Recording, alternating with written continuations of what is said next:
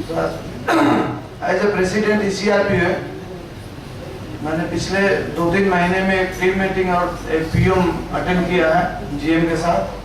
उसमें 2-3 आइटम जो हमारे लिए इम्पोर्टेंट थे, स्पेशली हमारे ECR पे बहुत प्रॉब्लम होती है DPC में ECR कलेक्ट करने में, उस चीज़ को मैंने बहुत ही गंभीरता से उठाया है। और उसका असर ये हुआ कि दूसरे दिन ही GM ने DO लेटर लिखा सभी PHOD को और 31 जुलाई तक उसको सबमिट करने के लिए, देखें कहाँ तक सफलता मिलती है। As a organizing secretary, maximum general secretary या प्रेसिडेंट से मैंने बात की है। पिछले जब सिविल और मैकेनिकल कुछ ACR बाकी थे, मैंने करीब करीब सब जगह बात की थी और 93 थे सिविल के और 50 थे मैकेनिकल के। हालांकि केवल मेरे करने से नहीं हुआ, सभी लोग लगे थे उसमें, लेकिन जहाँ तक मेरा कर्तव्य था मैंने भी कोशिश की और अंत में सभी पहुँच गए हैं ACRs।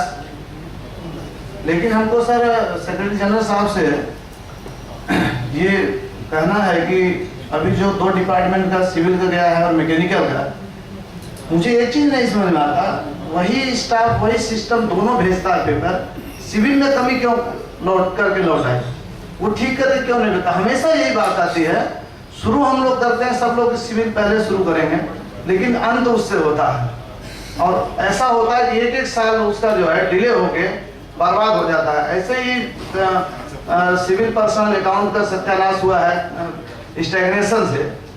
और मैं सर खुद EPOP का पार्ट हूँ, इसलिए मैं अपने ऊपर भी इस बात का जिम्मेदारी लेते हुए एक चीज़ बोलना चाहता हूँ कि अगर यही हालत रही सर तो 5 साल बाद सिविल अकाउंट और पर्सनल हम लोग पूछेगा ही नहीं कि क्या हुआ DPC, क्योंकि उनका इतना एज ही नहीं बचेगा वो क्लास 1 होंगे। इसलिए और दूसरा मैकेनिकल डिपार्टमेंट में और कुछ डिपार्टमेंट में अगले साल आपको 2-3 साल बाद जितनी पोस्टें हैं उतनी पोस्टें मिलेंगी नहीं आपको DPC करने के लिए, क्योंकि उनका 3 साल पूरा नहीं हुआ।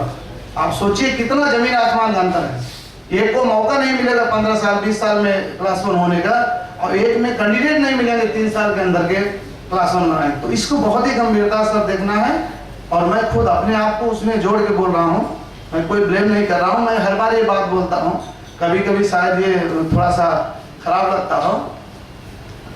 इसके अलावा सर आपने हमें जिम्मेदारी दी पटना में, हम लोग थोड़ा सा डर के कोशिश कर रहे थे, कोशिश किया हमने। आप लोगों ने यहाँ आप आए, आपकी सेवा करके हम अनुग्रहित महसूस कर रहे हैं।